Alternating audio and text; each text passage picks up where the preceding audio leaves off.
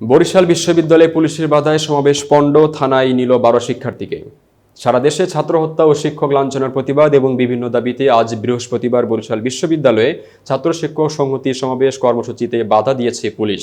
এতে ওই কর্মসূচি পণ্ড হয়ে গেছে। সেখান থেকে পুলিশ 12 জন শিক্ষার্থীকে থানায় নিয়ে গেছে। শিক্ষার্থীরা জানান, সারা দেশে ছাত্র হত্যা, শিক্ষক লাঞ্ছনা, শিক্ষার্থীদের গ্রেপ্তার, হয়রানির প্রতিবাদে আজ বেলা 11টায় বিশ্ববিদ্যালয়ের প্রশাসনিক ভবনের নিচতলায় ছাত্র শিক্ষক সমাবেশ হওয়ার কথা ছিল। এই উপলক্ষে সকাল থেকে বিশ্ববিদ্যালয়ের মূল ফটক আটকে দেওয়া হয় এবং সেখানে অবস্থান নেয় পুলিশ। বৃষ্টির কারণে সমাবেশ শুরু করতে দেরি হয়। দুপুর 12টার দিকে শিক্ষার্থীরা বিশ্ববিদ্যালয়ের মূল ফটকে যান। তখন সেখান থেকে 12 জনকে আটক করে থানায় নেওয়া হয়।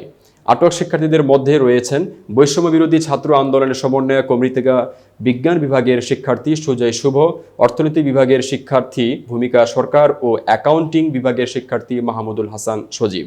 এছাড়া অন্যান্য শিক্ষার্থীদের মধ্যে রয়েছেন পরিবেশ ও মৃত্তিকা বিজ্ঞান বিভাগের শিক্ষার্থী তমাল, ইংরেজি বিভাগের অনিকা স্মৃতি, সিবাত আহমেদ, পদার্থবিজ্ঞান বিভাগের শিক্ষার্থী সুজন মাহমুদ, অর্থনীতি বিভাগের শিক্ষার্থী শেখ ইমন।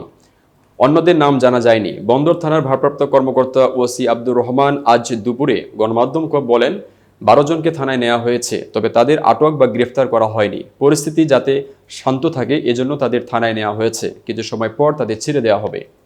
এতক্ষণ বার্তা বৈঠকের সাথে থাকার জন্য ধন্যবাদ। নতুন নতুন তথ্য ও সংবাদ পেতে বার্তা বৈঠকের ইউটিউব চ্যানেল ও ফেসবুক পেজের সাথেই থাকুন।